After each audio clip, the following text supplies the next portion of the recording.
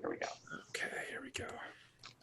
All right, welcome everybody. Good evening. So my name is Uri Cohen, and I'm the executive director of the Slifka Center for Jewish Life at Yale. And together with Rabbi Jason Rubenstein, the Howard M. Holtzman Jewish chaplain, I want to welcome everyone who has joined us tonight for this evening's Slifka Online Salon with Professor Daniel Markovits, entitled Prosperity and Suffering in a Time of Crisis. This topic touches on so many of the themes that we are encountering in our world today, and we are so fortunate to have Professor Markovits with us tonight. As he often does, Rabbi Jason Rubenstein will facilitate. More on that in a moment. As those of you who have joined previous Slifka Online Salons know, this series began as we moved the entire Slifka Center operation online following the COVID-19 related closure of our physical building and the Yale campus more broadly. The work we've done with students during this period has been an intensified version of the normal work we do. In normal times, we were on the front lines providing guidance, support, community, respite, counseling, physical and emotional safety, inspiration, food, and opportunities for Jewish engagement for the entire Yale community. COVID-19 has added new levels as students are experiencing acute financial, emotional, psychological, and spiritual crises and challenges as they remain geographically and existentially distant from their support systems made up of friends, community, mentors, professors, and the life trajectory they've worked so hard to build. This has made Slifka Center's work exponentially more complicated. We also find it to be profoundly rewarding and meaningful work, and we're ready for whatever it is that tomorrow will bring. Thanks for being here with us. I would be remiss if I didn't mention that tomorrow is June 30th, which is not only the end of Slifka Center's fiscal year, but also the final day of our dollar for dollar match program, which we've had for the last few months, thanks to an anonymous donor. And I invite everyone to make your gift today. You can do so at www.slifkacenter.org or by sending in a check. Our address is going to be in the Zoom chat shortly for your reference. Slifka Center does not receive any direct funding from Yale or any government sources. We rely on contributions from those who appreciate the importance of our work to keep us going. Thank you so much for being part of the team. In that spirit, I want to acknowledge the Henry Cohn Lecture Fund at Slifka Center for its support of tonight's program. Henry, of blessed memory, set up the fund in the year 2000 to give back to Yale, which he felt gave him so much. The purpose of the fund is to bring students into contact with prominent leaders and influencers of their day. And Professor Markovits certainly fits that description. Please stay tuned for details on our next salons. A few final reminders about our format for tonight. Submit your questions to Rabbi Jason through the chat function found along the bottom of your Zoom screen. Thank you for respecting the others on the call, and keep your questions concise. We want to remind you that this session is being recorded and will be available on our website later this week, along with recordings of our previous Slifka Center salons. Finally, we ask that you take a few moments at the end to complete the 3-minute survey for this evening's program, and the earlier programs too, if you've seen them. The link will be available in the chat box. We are so excited to share these salons with all of you in keeping with Slifka Center's goals, to explore the intersection of what is Jewish, American, and Yale in our constantly changing world. Rabbi Jason, take it away. Great. Thank you for that intro, Uri. I'm going to spotlight myself here. It is really a delight and an honor to have Professor Daniel Markovits, the Guido Calabresi Professor of Law at Yale Law School, founding director of the Center for the Study of Private Law, and most recently, the author of the Meritocracy Trap, a book that has been widely reviewed and become kind of an indispensable guide to America of the present, and in many sad ways, all the more urgently so now in this moment of pandemic and accompanying economic devastation. Professor Markovits, in addition to the accolades that I just described, is really a beloved member of the Yale community and faculty. I wish I could count the number of students who said the ways that they appreciate your really attentive one-on-one pedagogy, not the automatic weapon fire of the Socratic method, but really trying to reconstruct the best version of what someone is saying and then draw out what it could be.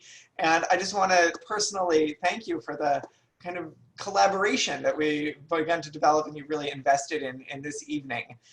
This is a conversation that really we at Slifka Center felt was particularly urgent as we've as every institution has confronted in personal and budgetary ways what the coming months and years are likely to hold for America and Americans. And the number that really made this real was when I read, I think it was late April, when Jerome Powell, chairman of the Fed, announced that in March, just really the first weeks of the pandemic, 40% of Americans earning under $40,000 a year had already lost their jobs. And at that point, it was late April, and I didn't yet know anyone who had lost their jobs. And that gap hurt to hear about and raised a set of questions, none of which was particularly attractive to consider, but felt all the more urgent because of that. And I knew just who to reach out to. It's kind of a Ghostbusters moment of who am I going to call? I'm going to call Professor Markovits. And that's brought us here tonight. And I want to add one extra dimension, which I'm excited for us to get to. Professor Markovits will offer a kind of an introduction which summarizes the book and certain themes that particularly stand out in this moment. And then I will sift through the flood of questions on the chat window and actually unmute people to invite them to ask the questions directly. And really in a spirit of creating dialogue, I invite you to respond over the chat also so that that can become its own living dialogue. The other thing that I think is particularly salient about Professor Markovits' work is the way that it does not leave the Ivy League unexamined for its, or maybe better, our role in the kind of structure of meritocracy and American inequality. And I'm hoping that we actually will have a chance to deliberate on some of the proposals, what's exciting, what's urgent, and what might be challenging for those of us who have benefited in so many ways from participation in this community. So with that, Professor Markovits, I'm going to turn things over to you. Thank you. Thank you, Uri. Thank you, Jason. Thanks everybody for coming. On the one hand, it is true that the coronavirus means that you're all trapped, but there are still 200 channels. And so I'm grateful to you for tuning into this one. I've been told I should speak for about 10 minutes, which is about all I'll do. And I want to set out some ideas about inequality, particularly economic inequality in the US today, and its intersection with the pandemic and the way in which the pandemic has revealed and made in a way concrete and undeniable something that has been true long before it. So it's morally comforting to say that the virus doesn't distinguish between the rich and the poor, and as MSNBC says every night, we're all in this together. And the early phases of the pandemic sort of helped reinforce that story because they were full of prominent and rich people who got sick. Prince Charles, Boris Johnson, Tom Hanks. But very quickly that all changed. I think the reason is pretty straightforward. The initial infections happened before people knew that the disease was about. They happened in airports, in lecture halls, in theaters, in places where rich people go. But then as soon as it became clear that there was a pandemic, the rich learned to isolate themselves, to work from home, to avoid getting sick. The rest don't have homes that sustain comfortable isolation. They don't have jobs that can be done remotely. They don't have wealth that allows them not to work. And so either they suffer from the disease, as Jason said a moment ago, by becoming unemployed, or they suffer by continuing to work and getting sick. And that's what's happened. The rich now stay well, and the rest, especially poor people and people of color, become sick. That's pretty familiar. What I want to emphasize in the rest of what I'm about to say is that the virus doesn't just highlight the scope of inequality or the maldistribution of advantage. It also punctures the ideology that we've constructed to suggest that these mechanisms of inequality are okay. In particular, the pandemic has punctured any credible suggestion that meritocracy or hard work or the skill of the elite can launder unequal outcomes, rendering what would otherwise be offensive fair and benign. So on the one hand, meritocracy is supposed to square unequal outcomes with equality of opportunity. Everybody has a chance to compete, everybody has a chance to win, to be best, to achieve, and then those who achieve the most get the most. In fact, of course, that's long not been so. For example, the richest 1% of public schools spend nearly 3 times as much per pupil per year as an average public school. The most elite private schools spend 6 times as much per pupil per year as an average public school. And local funding for education means that rich kids go to rich schools. In Scarsdale, for example, which has one of the best public school districts in the country, the median household income is $200,000 a year, and 80% of the kids at the top private schools in America come from households in the top 4% of the income distribution. Education works. It produces academic accomplishment. You want a sense for just how dramatic that is. In a typical recent year, there were about 15,000 high school seniors, one of whose parents had attended graduate school or professional school, who managed to hit the Ivy League median on their verbal SAT test. If you ask how many students there were, neither of whose parents had graduated high school, who hit the Ivy League median on the verbal SAT test, the answer is that the tail is so thin at that point that statistics become unreliable. But if you grind out the numbers, it's 32 in the entire country. Small wonder then that meritocratic admissions, which track grades and test scores, introduce enormous biases in favor of the rich. And small wonder that Yale College, just like Harvard College, Princeton, and Stanford, now enrolls more students from the richest 1% of the income distribution than from the entire bottom half. The pandemic has only exposed and exacerbated this kind of unfairness. Elite private schools move seamlessly to online education. They have teachers who are able to teach online, small faculty-student ratios. Overstretched public schools more or less have to give up. Even public schools in rich districts are able to help their rich kids better. The kids have big, quiet houses with reliable broadband. Poor kids, once again, don't.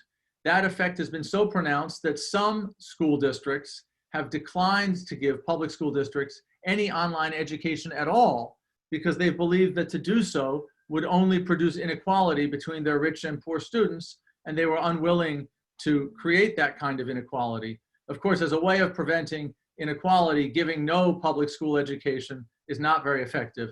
The rich simply hire tutors for their kids, and the rest get nothing. On the other hand, meritocracy is also supposed to make unequal outcomes okay, not just because of equality of opportunity, but because even at the outcome stage, those who get the most contribute the most.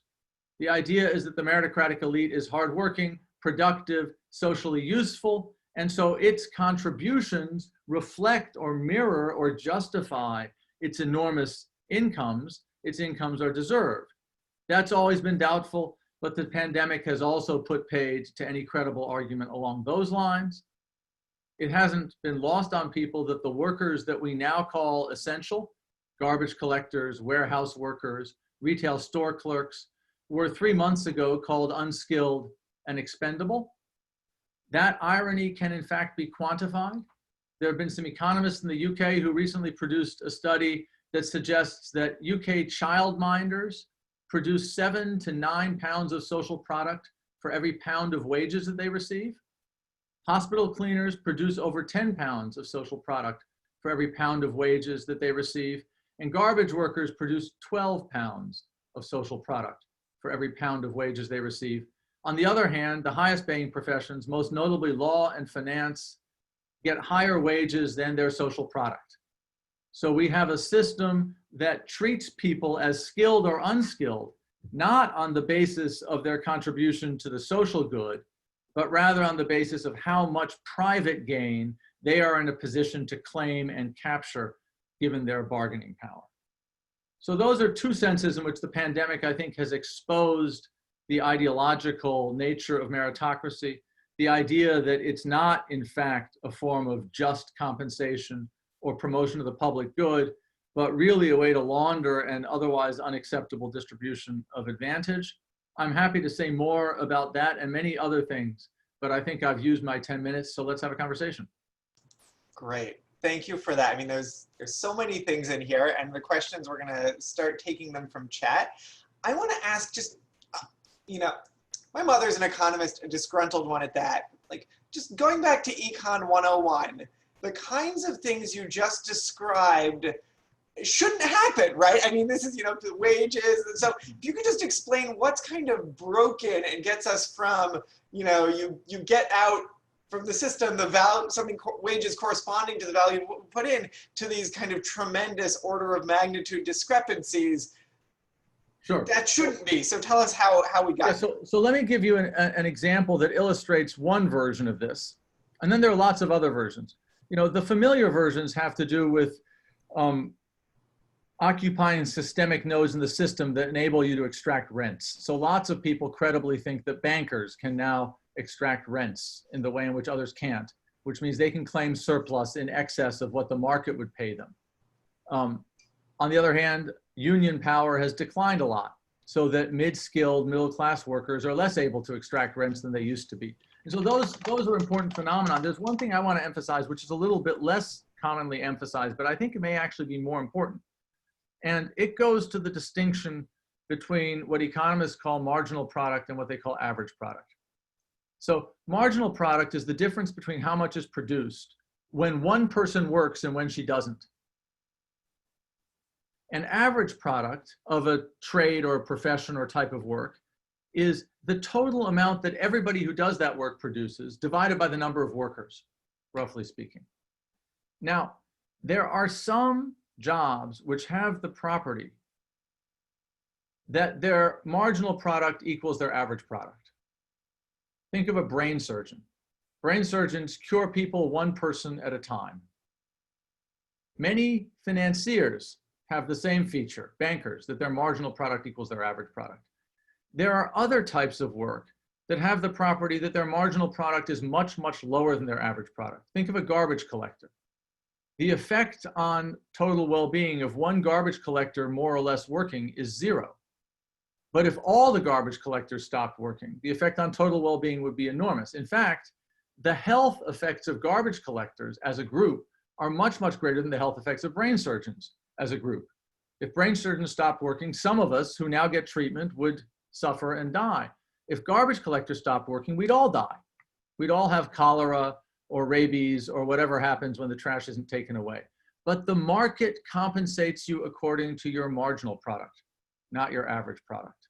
And so jobs whose marginal product is way below their average product get systematically undercompensated in the kind of market economy that we have constructed. And that's a source of why it is, unsurprisingly, child carers, hospital cleaners, garbage workers, teachers. These are all people whose average product is the continuance of our civilization, but whose marginal product is very low, and they don't get paid very much. Rabbi Angela Buchdahl is on the call, and she has a question about this category of social products. So Rabbi Buchdahl, I just unmuted you there. Okay, thanks. This is fascinating and a lot to think about. I think you might have somewhat answered this question with what the comment you just gave about marginal product, but how is social product calculated? And I guess I've often wondered, as a person who grew up with like a mother who was a school teacher, and just seeing like this discrepancy of what I thought was value of what someone did for society versus what they get paid. How do we calculate that, and how does it, how do we talk about that in a way in which some of those discrepancies could be filled or? Yeah, so I lost the last 2 words of what you said. Okay. But I think I have the gist. I think that's a very deep question, and it goes to a fundamental both achievement and shortcoming of our economic and social order. The achievement is the following. People value different things for different reasons. And in a pluralist society, we need a way of figuring out how well we're doing and also who is doing well and who is doing badly. Because otherwise, when we disagree about things, we'll get ourselves in deep disputes that could become destructive. Now, what market prices do is they give us a language of value that we can agree on, even though we disagree about our ultimate values. And so the way in which we've come to value social product, to assess social product, is in terms of some version of market value. GDP and all of its derivatives at root go to some conception of market prices, which is very different from any ideal of human flourishing that any of us would embrace. And that can produce shallow perversions, or it can produce deeper perversions.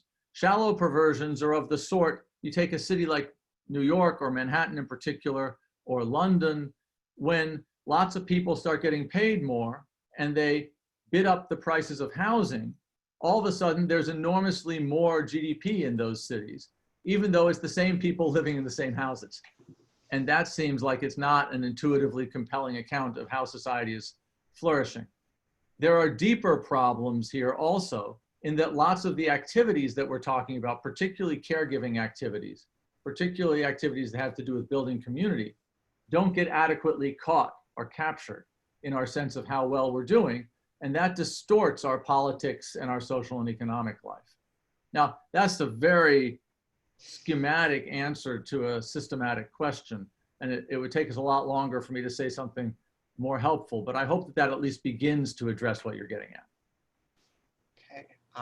Since we have Tim Weiskell here, was brought up a set of questions in the chat. Really, I would say, concerned that the language of market economics will always be a kind of trap. We'll never fully be able to critique the system with its own language. So Tim, would you share that? And then Professor Markovits can respond.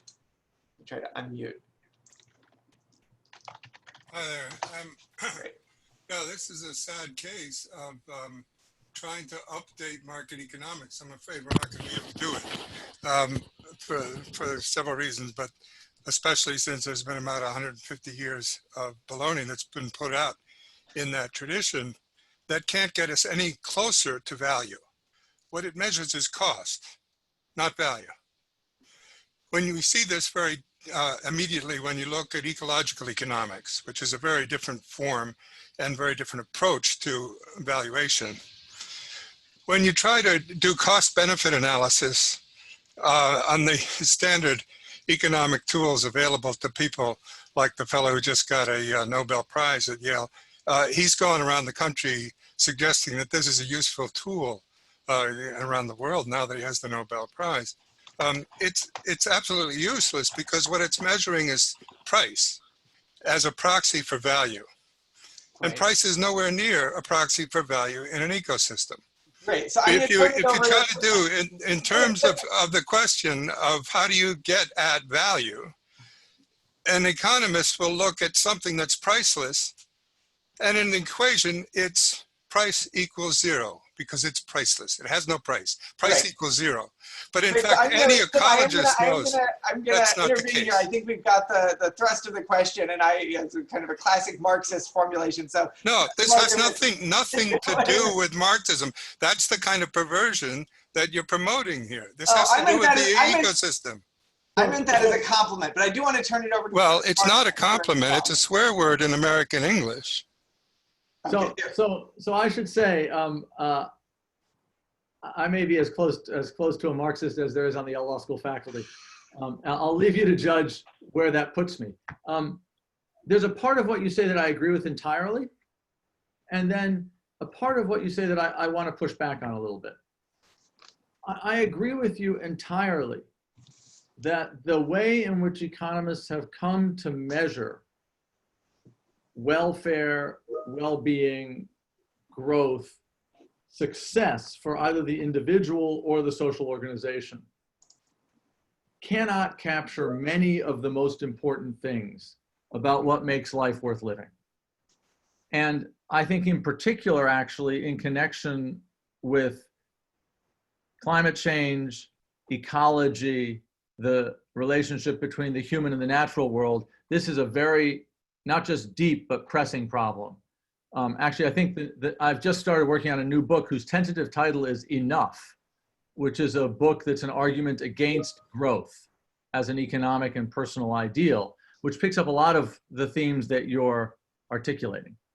At the same time, and this goes back to the thing I said a moment ago, the price measure is a real accomplishment. Here's a true story which sounds like a bad joke. a few years ago, I was in a bar in London with two friends, one of whom was a very high up investment banker, and the other of whom was a Benedictine monk.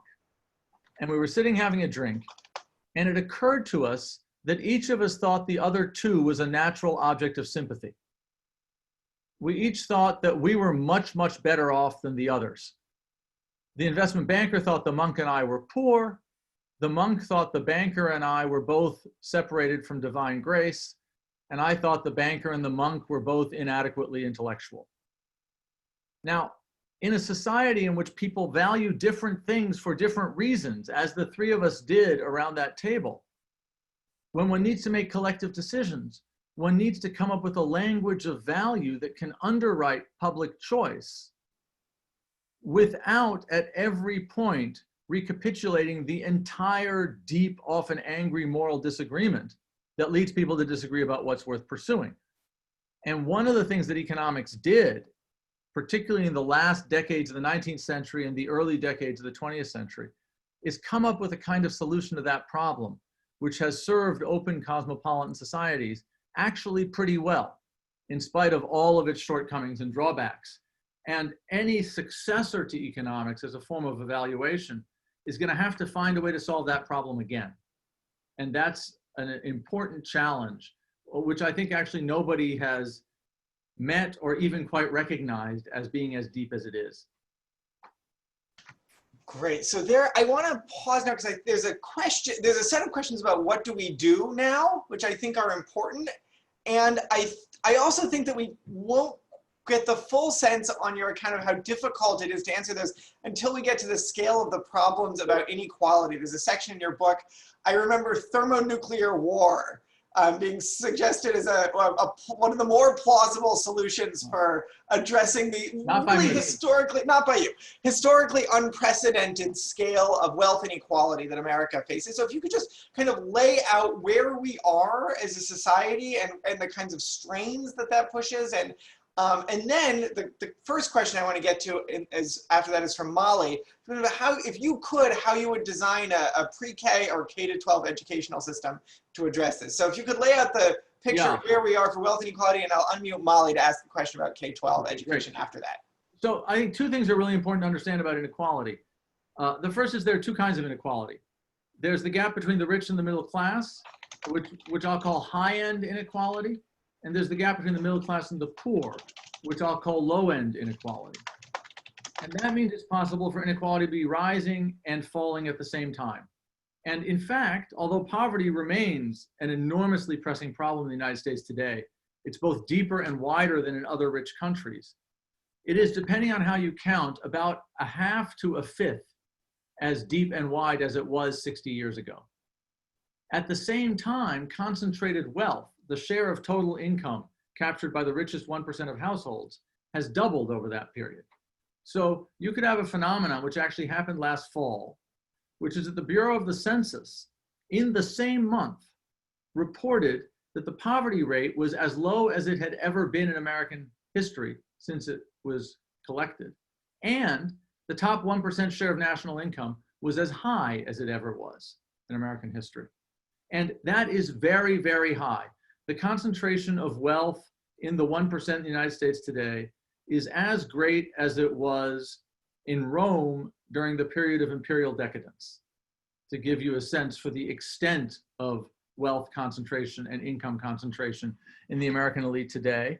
And just to return to the point that Jason made, over the past couple of years, there have been some books written by historians and political scientists, which, if one had to summarize them in a sentence, would say this: in all of human experience, across all of space and time, there is only one example of a society that fell into as extreme a concentration of wealth in as narrow an elite as the United States suffers today, that didn't end either by falling to a foreign enemy in a war or by succumbing to an internal revolution.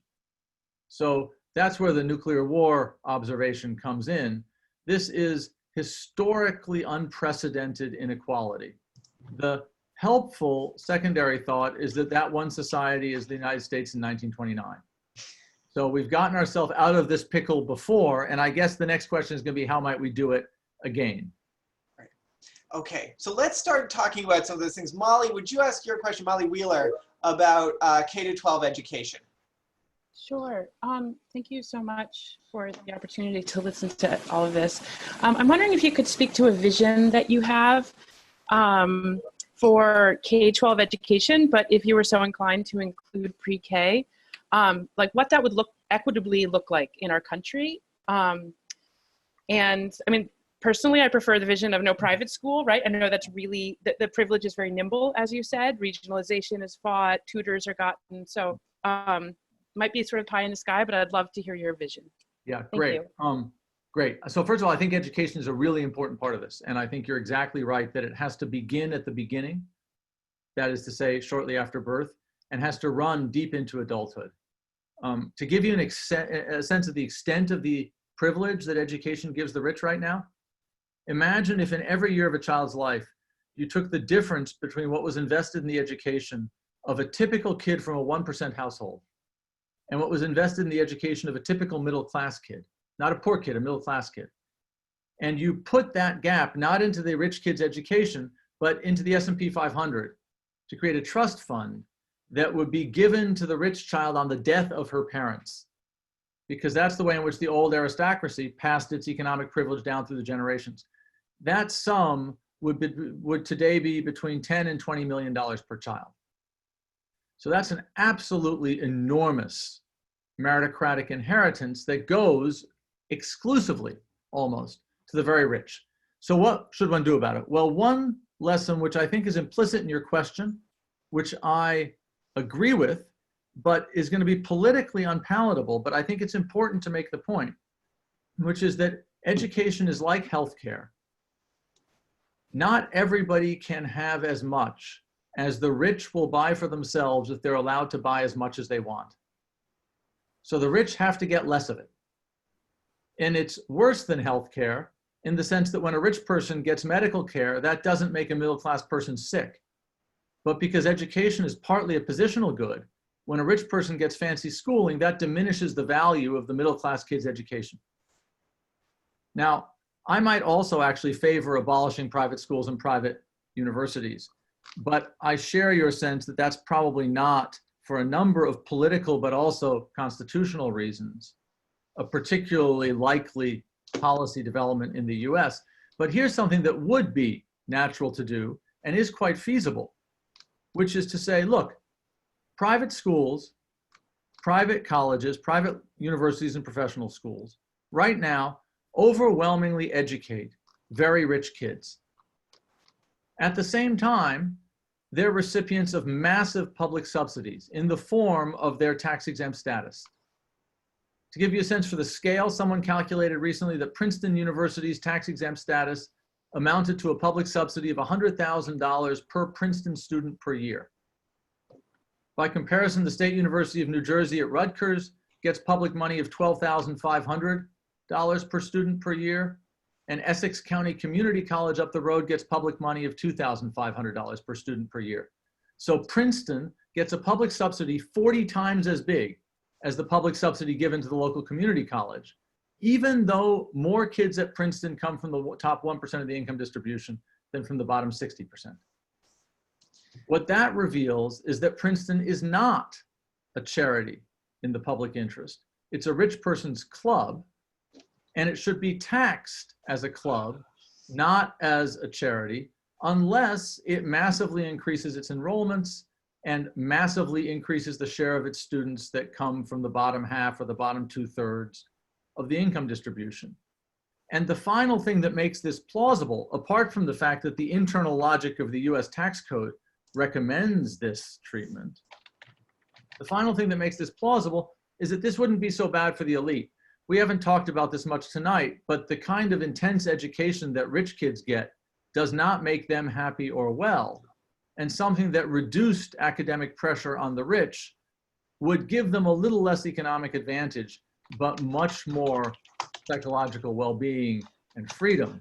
And so the rich have reason to favor this kind of a reform also. Now that's a small first step to something that more likely resembles equality, but that's the kind of thing that I imagine, and it's not inconsequential. It's not the whole solution, But if we did something like this, our society would look very, very different in 20 years.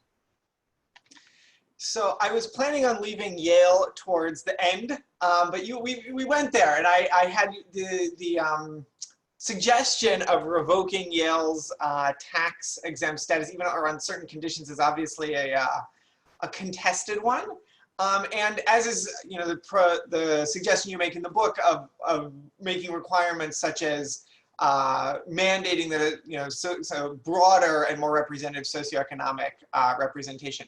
So I'm glad we're focusing on this, because this is going to get heated. I mean, it already has gotten heated, but much more so.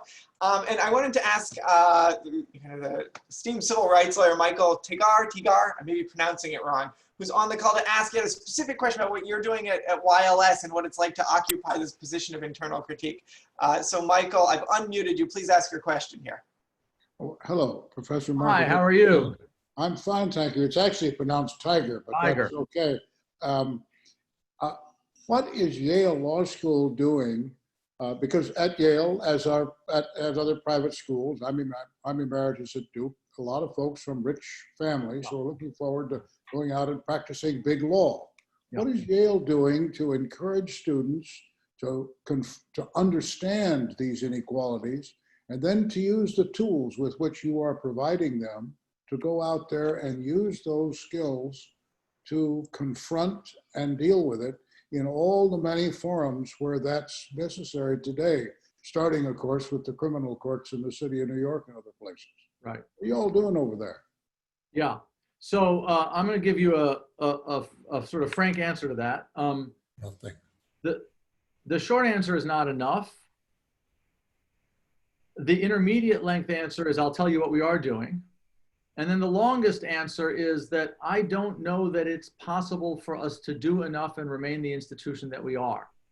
That's the really existential question here. So, not enough. We've done some surveys on our students.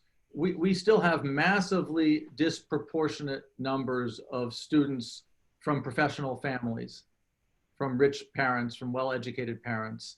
Our median students' parents have a graduate or professional degree. This in a society in which between 5 and 10% of the population has a graduate or professional degree. We have more first-generation students than we used to do, but not that many, to be brutally honest. The numbers are so low that these universities can report high rates of increase, but a high rate of increase from a very low base is not a lot of increase, absolutely. We do things. We certainly look at admissions in a systematic way to try to find people who haven't come from fancy backgrounds. We try to encourage our students to go into public interest work. We do that partly through a loan forgiveness program, which means that if we fund their education through loans and they take post-law school jobs that don't pay very much, their loans are forgiven, so that their debt to us should not be an obstacle to their taking public interest jobs rather than jobs that pay much more. But the brutal truth of the matter is that, as you know very well, and as I suspect many people on this call know, the salaries at law firms that serve the wealthy and that serve capital are so enormously high. First-year associates can make $200,000 a year. There are 60 law firms whose profits per partner exceed $1 million a year. There's a law firm whose profits per partner exceed $5 million a year. That our loan forgiveness program, while maybe helpful, doesn't eliminate those temptations. And what's extremely important about this is that the temptations are not just connected to greed.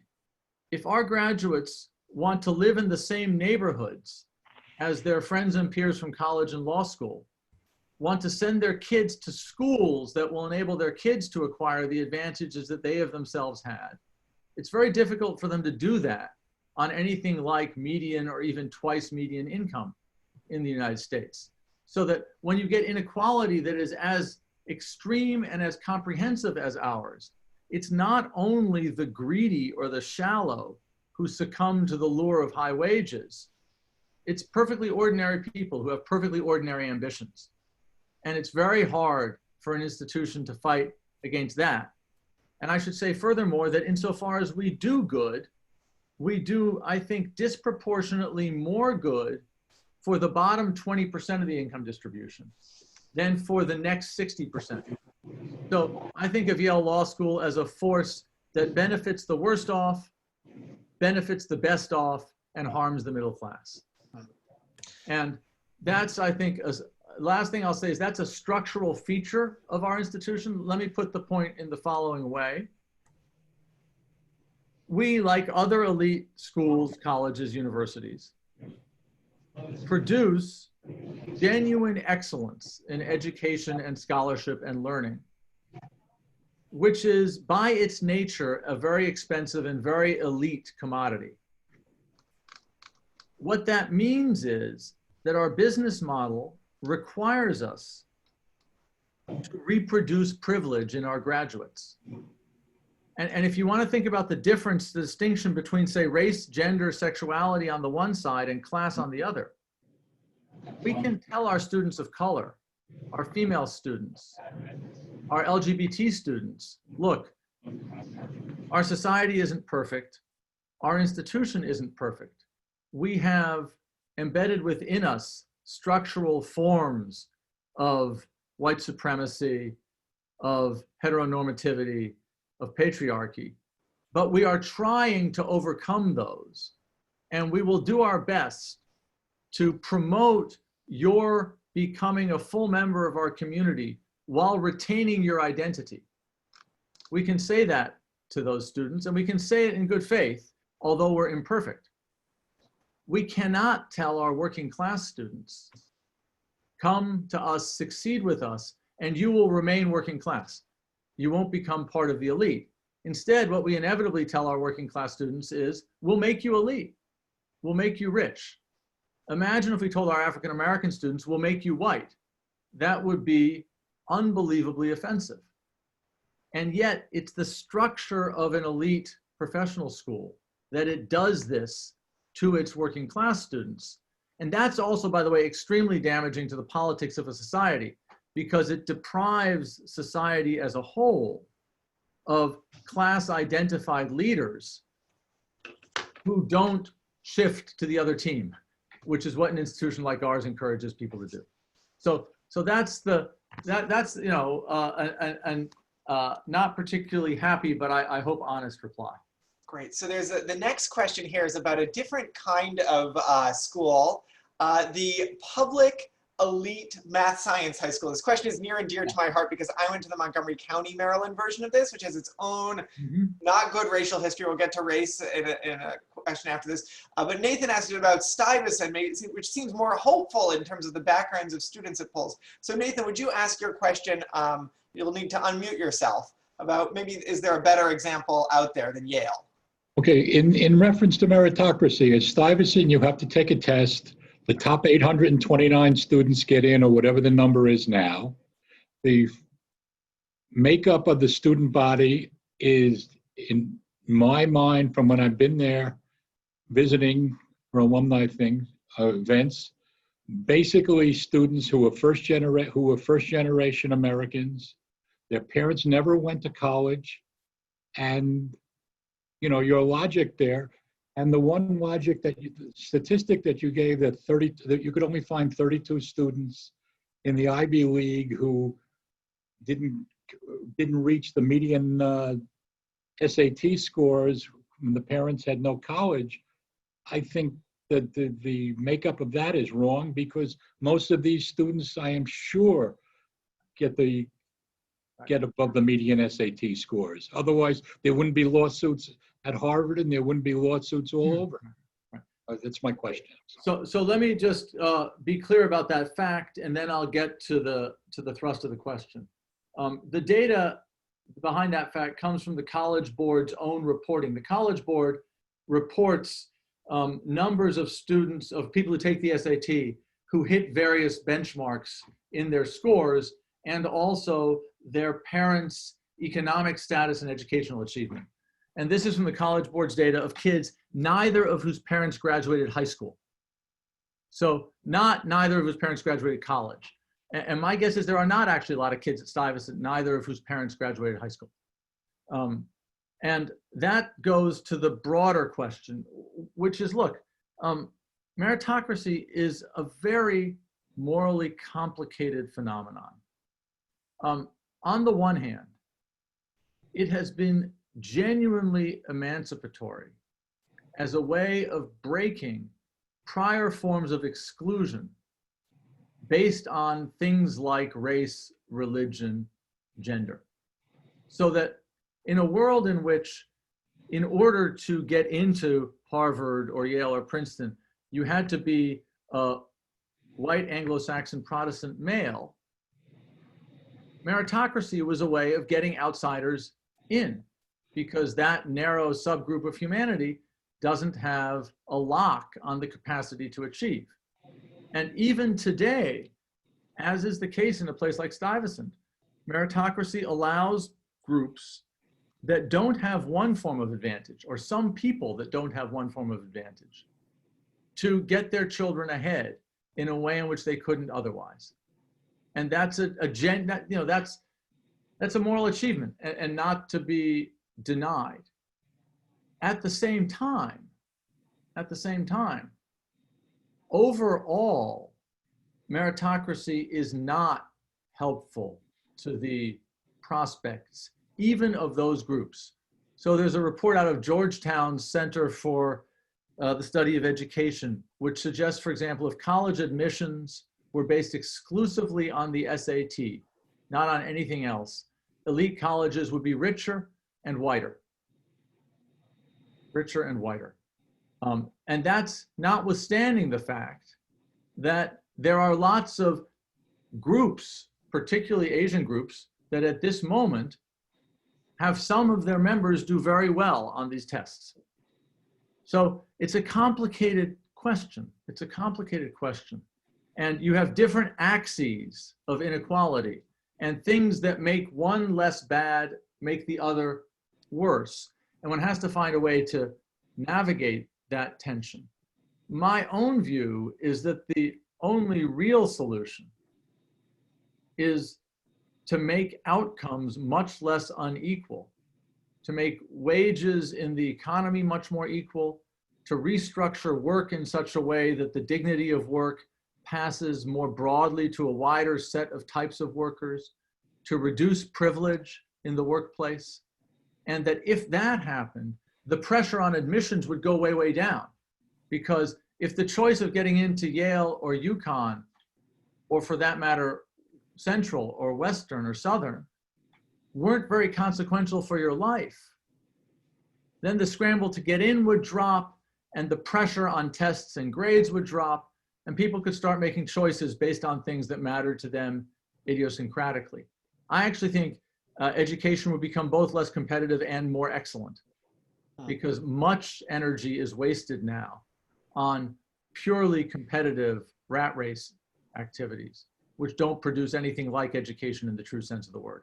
So that's a start of an answer, but it's not a complete answer. And it's an answer, notice, that pushes back on the direction your question is leading in without denying the moral intuition behind the question, which I think is apt. I do want to just show that you evoked a really poignant memory. The only time I've ever felt like I'm not doing right by my children, or I mean, there's a bunch of times when, we're tired and I give them Daniel Tiger to watch, but like actually in terms of major life choices, when I was visiting a dear friend who lives in Toronto now, and I asked, how's it different raising kids there? And he said, the main difference is here, the top 15,000 smartest kids go to McGill. The next 15,000 go to University of Toronto. And so no one really cares when you're a high school student what extracurriculars you're doing, what grades you're getting. And it's, it gives them a childhood. And it was just, I still think about maybe in 4 or 5 years we should move to Canada so my kids can have that. And I heard you kind of describing in a much larger systematic way, something very akin to that. Well, let me just say something very concrete about that. I know a young German woman who finished her high school education and wanted to be a doctor. And she applied to medical school. And the medical school that she was admitted to, in Germany, medical school is BA plus MD wrapped into one. The medical school she was admitted to was 8 hours away from her parents' house. And she decided that she did not want to move so far away from home, so she abandoned becoming a doctor and now is working towards a degree in hospitality studies. Now, in the US, that is a difficult decision to rationalize. And the reason is that being a doctor in the US guarantees you enormous social status, and if you wish it, very, very high income. Whereas being in hospitality studies in the US guarantees you very little social status and enormous economic precarity. But the way in which the German labor market is structured, doctors are much less well paid, and people who work in the hospitality industry actually have guild-based training, have socially recognized expertise, status, standing, and protected work. So that the difference between the two in Germany is much, much smaller, and it's perfectly rational to say, I prefer this course plus my community over that course. And that's the kind of liberty that you get when you're in a less extreme hierarchy than we're in now, where one facet of your work, of your life, dominates decisions in a way that's destructive even for you, and even if you seem to do well. Great. So we would be remiss in our duties if we didn't talk some about race right now. And I've written on this recently for Just Security. We have a pair of questions, one from Tosin about laws and one from Matthews from the class of 2024. You know, shout out about affirmative action. So Tosin and Matthew, if you would ask your questions, and then Professor Markovits will talk about, because you can't really talk about inequality without talking about race, at least in the United States. Awesome. Well, thank you so much, Professor Markovits, first of all, for speaking. So I think it probably was you, but I could be wrong, but nevertheless, about a couple of years ago, a little after their Garner case, you made a compelling argument about how the big tobacco industry and the loose cigarette laws that were used as a justification for law enforcement in that situation precipitated what then came to be a racialized police encounter.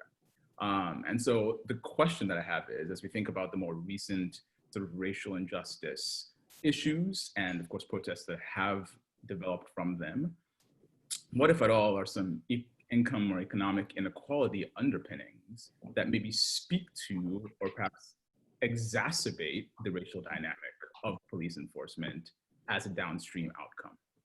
Yeah, so that's an excellent question. And I'll say some things, but it won't be a complete answer or even close to one. First off, there are, I believe, in every race order, and particularly in the US version of white supremacy, deep interconnections between racial inequality and economic inequality. And it's not coincidence that people of color are also typically poor people. And that's not coincidence, not just on the bottom side, but also on the top side of the income distribution, that the race order produces a reserve army of workers who can be exploited in a certain convenient way, which makes it easier for capital to extract returns and makes the rich who are disproportionately white, richer.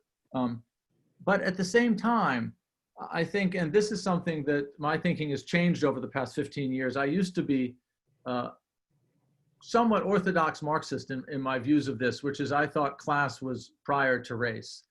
At the same time, I do not think it credible in the United States, especially, not to think of race, racism, and white supremacy as independent logics of domination and subordination, which have their effects apart from economic inequality, although the two intersect. And the logics of the police, I think, are in significant measure that second kind of logic. And they're logics that connect the state with assertions of authority and assertions of control and control over the body, particularly the body of Black and brown people. And they run into the way in which police are trained. They run into the law of criminal procedure.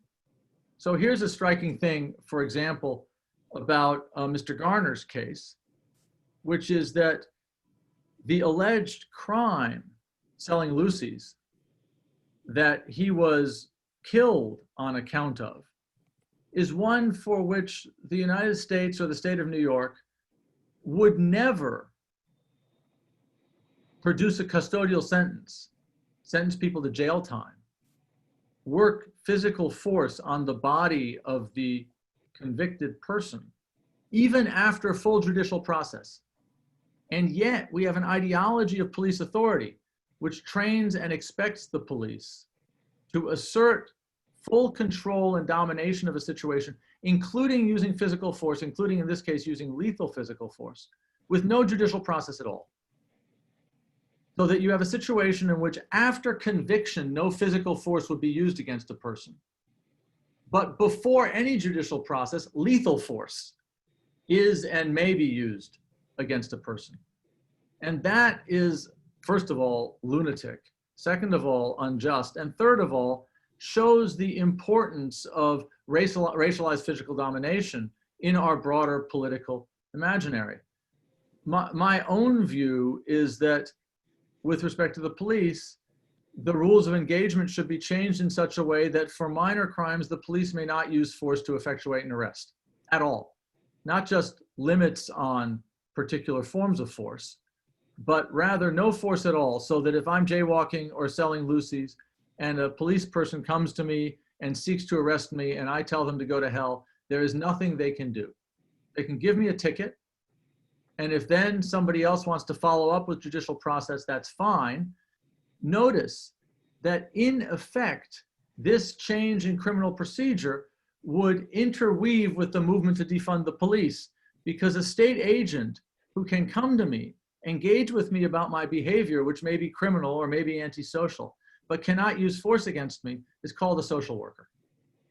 And changing the rules of engagement for police, plus redirecting money towards non-police actors who perform the social services that many of these communities badly need, would substantially reduce the amount of racist injustice in our society. Now, that, notice I've articulated in a way that sets economic inequality for parts of the conversation to one side. And that's because while I think there is this interplay between race and class in our society, it's a mistake to try to reduce race to a working out of class. I don't know if that's a beginning of a response, but I hope it gives you a sense for the way I think about these things. Yeah, no, it is. Great. It is. Thank you. Great. And Matthew, would you throw in your question about affirmative action here? Because I think that brings a lot of these threads together. Sure. So there's an idea that I've heard from Clarence Thomas in particular, and I don't know who else, that affirmative action is a policy that benefits white people and rich people in particular, by like giving the illusion of some sort of diversity by taking a select few people who are not white or are not rich and sort of like raising them up to that level. I'd be interested to hear your thoughts on that idea.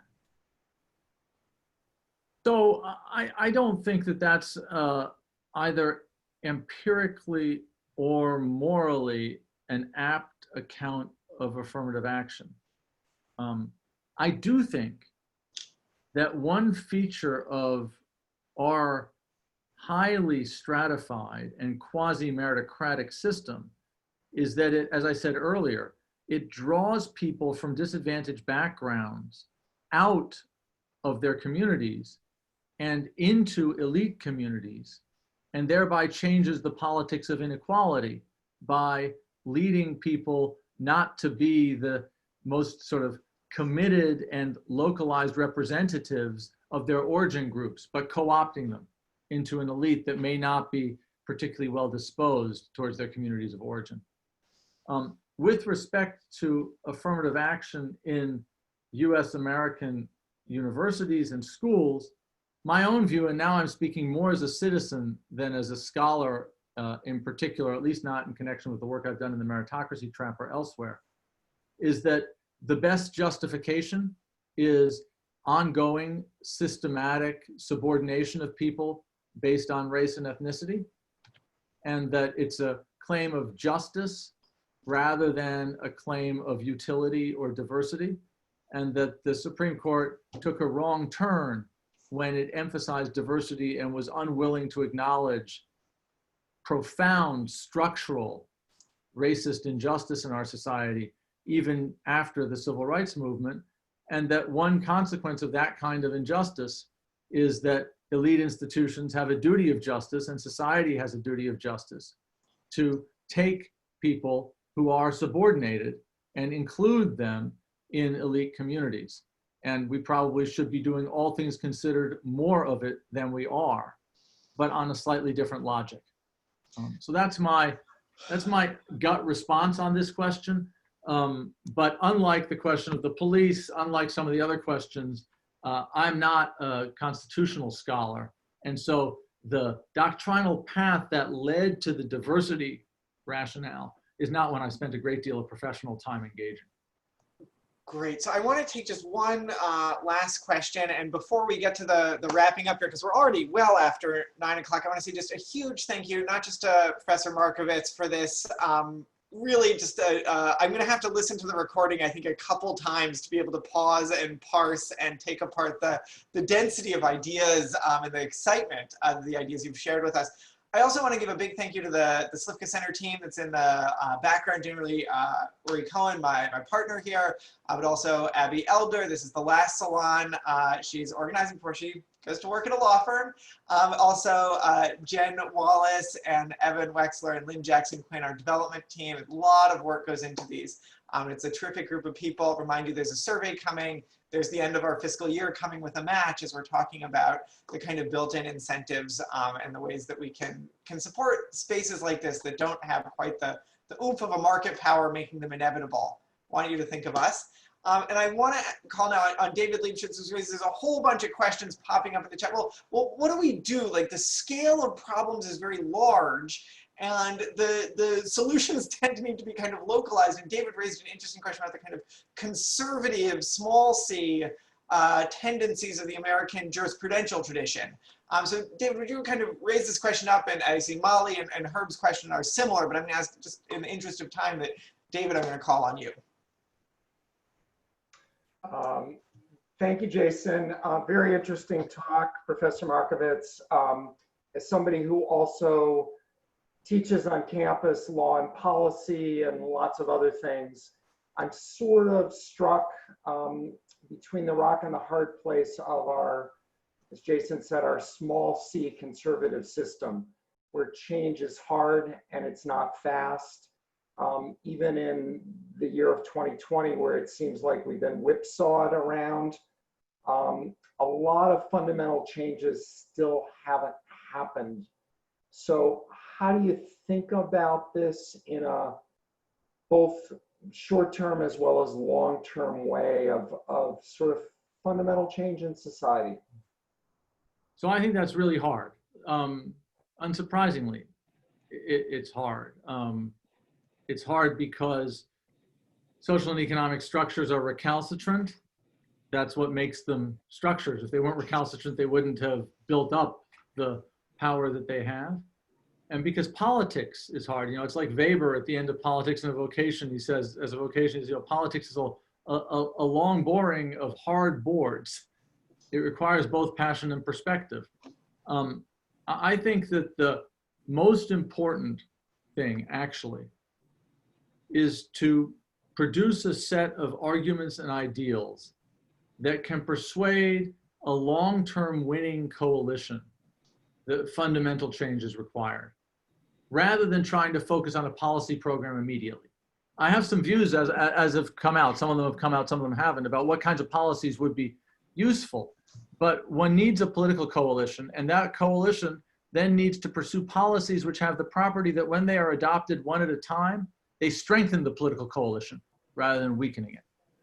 And within education, what's the most important part of the political coalition?